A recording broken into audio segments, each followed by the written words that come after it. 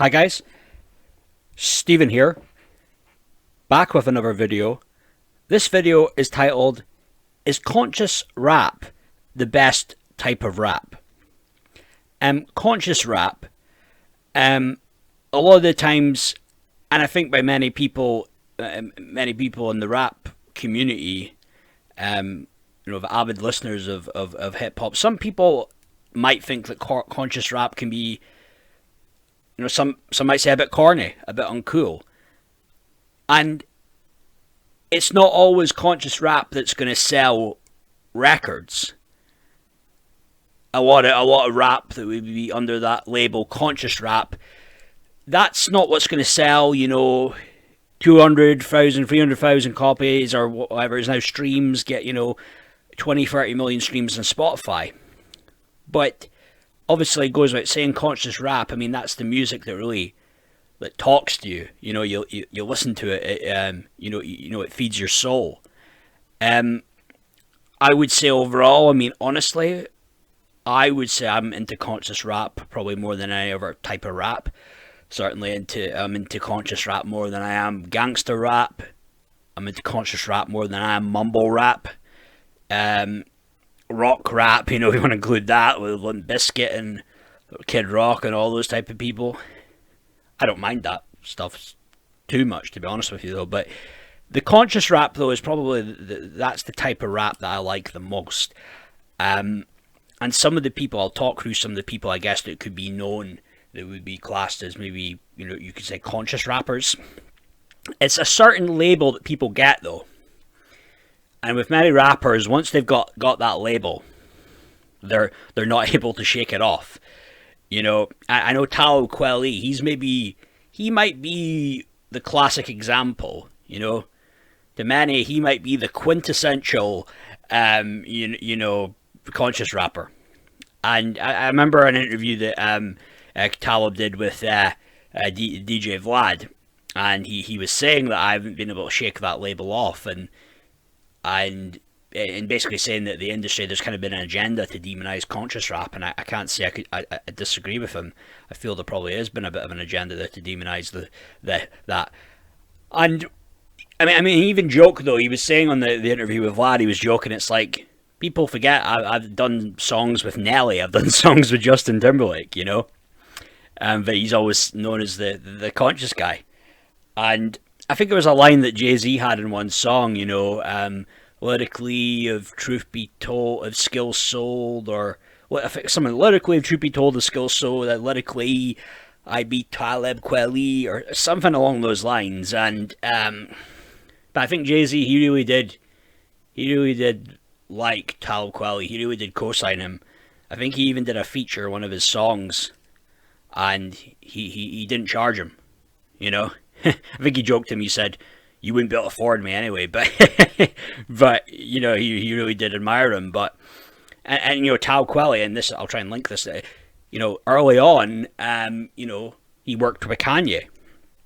This, when Kanye was an unknown producer, and there was a song "Get By," and that was a song that Jay-Z appeared on the remix, because it was Kanye was on the mix, Jay-Z was on the remix, and I think it was Busta Rhymes was on the remix as well, and it was decent.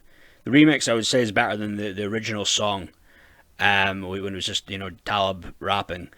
And Kanye very early on. Kanye. It's funny now that Kanye very much was doing any little thing he could to try and get himself noticed. I think he was like some crazy thing he wanted to do at a gig with Talib Kweli, and he wanted to.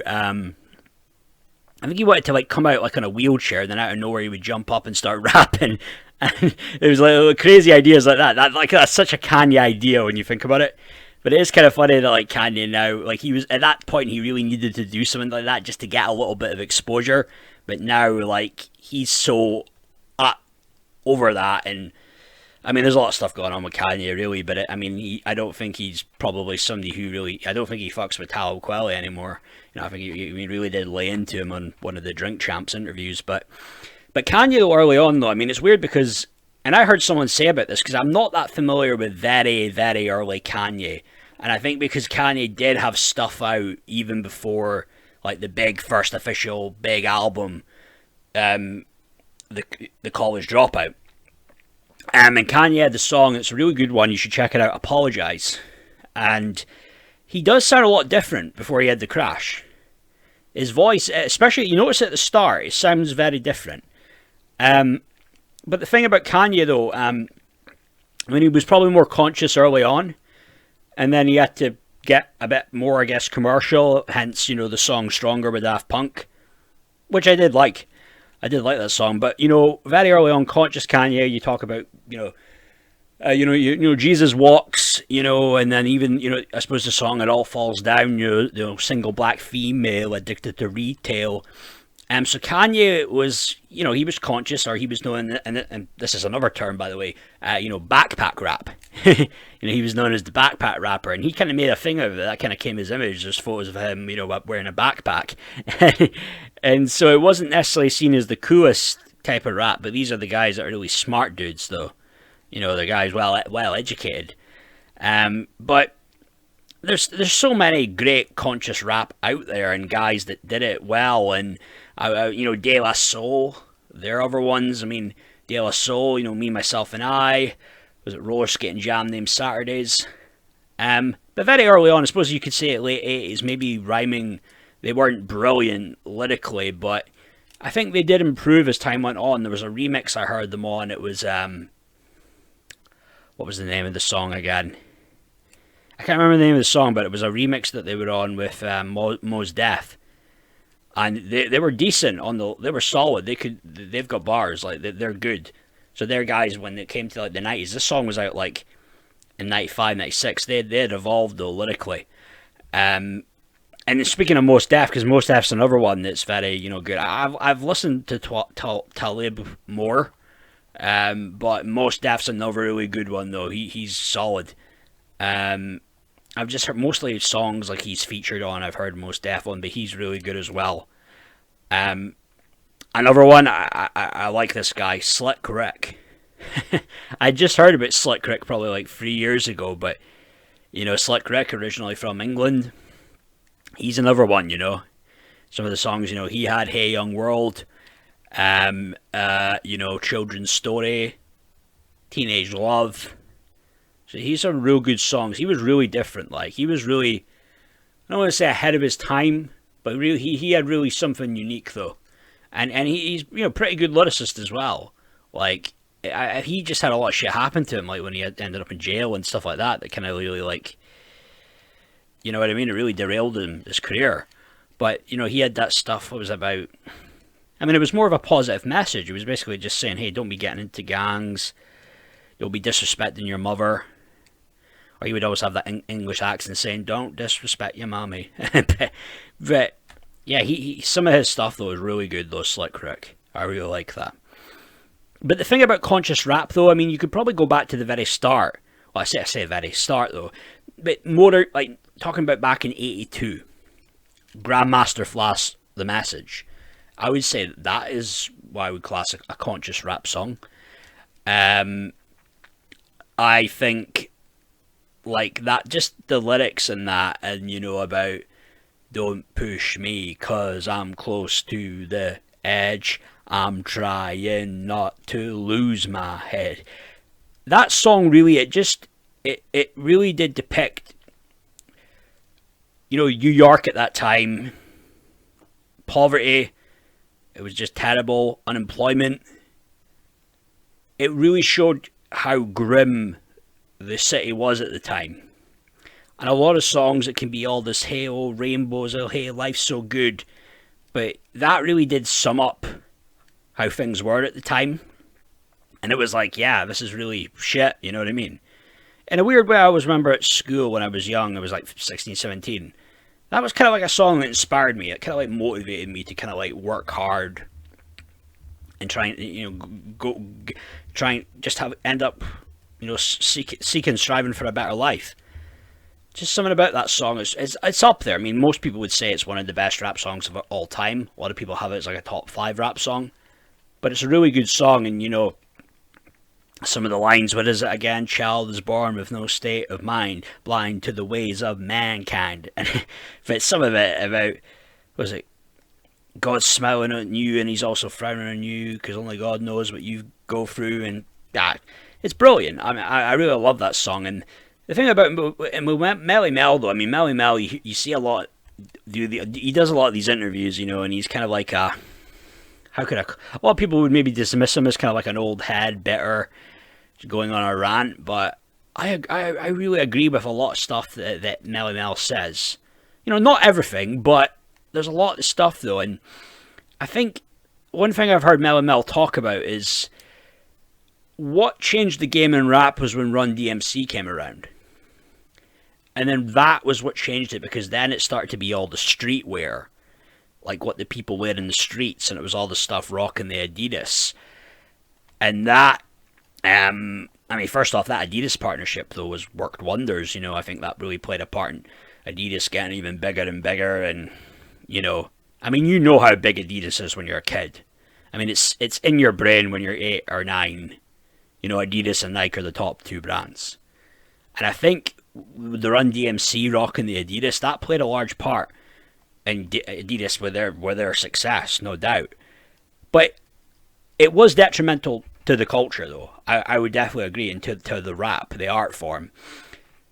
I'm again, when you're young, you don't know any better. Yeah, you listen to the gangster stuff, and you might rap along, and you don't think really, you don't really think anything of it. But it definitely had a downside.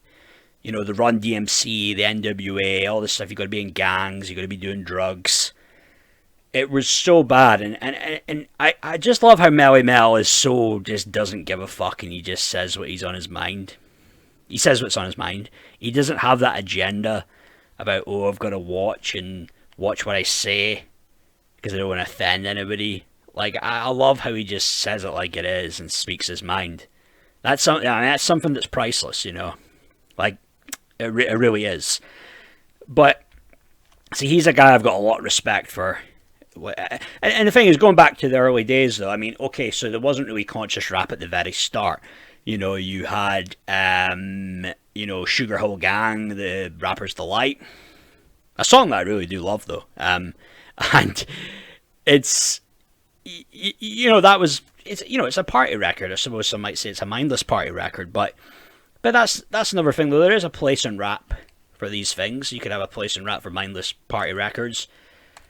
And there's a place in rap for a lot of things. I suppose rap has a place for everybody. I think that's the beauty of rap, is that you can have female rappers, you can have rappers that maybe grew up, as they say, in the ghetto, or grew up middle class. Rappers, you have gay rappers. Hell, soon I wouldn't be surprised there would be a trans rapper, and that's all fine. That's all great. And again, rap. It really is an art form, and that's me. I am more impressed by what a Jay-Z or an Eminem or a Nas could do, as opposed to like a singer-songwriter. I'm just honest. I'm more impressed by the bars and just the complexities of the rhyme schemes and the cadence, the inflection. That's more impressive to me. That's just, me personally. And for me, a lot of it is conscious rap, and it is, I suppose, J. Cole. J. Cole would be conscious. I suppose Kendrick would be more conscious. I think J. Cole had a really good record when it was like a song about abortion. One verse was kind of like a anti-abortion stance. One verse was a pro-abortion stance. And that's good. That's cool, because you know what? That's different. And that's creative. That's really being creative. And that's something I really do admire. And obviously, there's a lot of, that's the thing I think with conscious rap. There's more creativity there. It's not just talking about, gang bang, shot someone, beat him up, blah, blah, blah, blah, all that bullshit, There's a lot of stories you can tell there. That's like when you got guys like Common. Common, a good rapper, decent, good guy, it seems. And, he had known as one of the better rap songs of all time. I Used to Love Her. He's up there, barred up, and yes, there was a lot of good people out there, But yeah, when I was younger, I was younger and I didn't know any better. Yeah, it was like 50 Cent. It was In the Club and all that gangster stuff. I mean, it was probably 50 Cent, in fairness, that got me really properly into rap. I think it was like songs like In the Club and PIMP that were so popular at the time. that really kind of swayed me from like liking just typical kind of pop shit, as you do when you're a young kid and you don't know any better, from really properly liking rap and hip hop. But I've always kind of liked R&B, dance. I liked a lot of garage back in the day. So I've mostly kind of always kind of been into music from black culture. But funny enough, it was like a gangster rapper, kind of like 50 Cent, that kind of like got me more into rap. But then you have, well, I mean, one of the guys that I probably say is the best rapper is Nas. But when you think of it, is Nas really conscious? Is Nas really that conscious? Nas to me, in a lot of the rap songs, kind of like, it's that whole thing of like talking about all that gangster stuff. It kind of comes off like he's glorifying it, but at the very end there's that kind of like, in brackets, oh no, by the way, kids, don't do all this. That's what I kind of get from a lot of Nas' stuff. I wouldn't class Nas as like a conscious rapper. But I suppose like you've got a Tupac. Tupac would definitely, I mean, with a lot of his songs, no doubt Tupac was conscious. You had Keep Your Head Up. You had Brenda's Got a Baby. You had Dear Mama. Dear Mama, that's a very beautiful one. It can be a bit of a tearjerker. I know people have that in their funerals. About just the stuff about respecting women. About, obviously comes back to respecting your mother, because that's where you came from. So you should, a woman that gave birth to you. So overall, you should respect and love all women. It's a real positive, powerful message. I mean, I think Tupac unfortunately just got caught up on all that gangster stuff. And there was clear agenda there with all the gangster stuff going back to NWA. And just that culture, that MTV kind of crash TV culture back in the 90s. And Tupac and Biggie got caught up in all that shit, sadly. Maybe I guess Pac got caught up in it a bit more than Biggie, because Pac, buddy, he was spitting at people and he shot somebody, and it was just all that stupid gangster stuff. And a lot of rappers get caught up in it. You get, well, he's not exactly a rapper, I know he does rap, but Chris Brown, Chris Brown is still doing dumb, stupid shit. You thought he would have learnt his lesson by now, A guy that's from Virginia and he's trying to like roll with Bloods. It's just so stupid, But Tupac, over the overall positive message, it was, it was good, and that's kind of like conscious rap. And so some people can be quite dismissive of rap. I mean, I think I remember even seeing like an article a while back, and people were saying it was like 25 things everybody thinks about hip hop, but nobody will say, in brackets. And they said about conscious rap being kind of like corny and trying to say it's condescending, rah rah rah. And then they put, I think, a picture of Talib Kweli and Mos Def. But I think Talib Kweli actually spoke to them. I think it was like Complex.com. He actually reached out to them, and they did an interview, and he was really trying to educate them. And that was cool of doing that. But then he also said, well, hey, look, I'm a prisoner of conscious rap. And he is, because he was, once he had that tag as a conscious rapper, that was it. When it came to like his, if he had aspirations, I imagine he probably did, of being mainstream and having selling records, having big hits, and then he would make more and more money, as opposed to being kind of like almost like a journeyman rapper that just kind of like gets by. Yeah, no pun intended. He was a hit, get by. Anyway, though, but this whole thing that they had about saying conscious rap's condescending and corny, I mean, it's such kind of like a misguided thing to say, and I don't know, this just publication, I don't know if they really meant it, trying to say it's rap, it's condescending, simplistic, and corny. They're just trying to be controversial. They knew that would piss people off, but to me, it's the positive messages that you put out there. That's the thing. I mean, I can, in some of my rap songs, I can write silly ass stuff and shit that has never happened, but I know it's that song, like A We Can Win, that would stick with people, though. People would remember that, and that's more uplifting. And yeah, so conscious rap overall, I mean, I think for me, really, personally, it goes out saying, is the best type of rap. And yeah, those are my thoughts overall. So yeah, let me know, guys, what you think, what your thoughts, what you like, what type of rap you like, if it's conscious or like other types of rap more. So yeah, feel free to leave a comment, hit the like button, hit the subscribe button. and I'll be coming back with a few more videos very soon. So, yeah, great. Thanks, guys.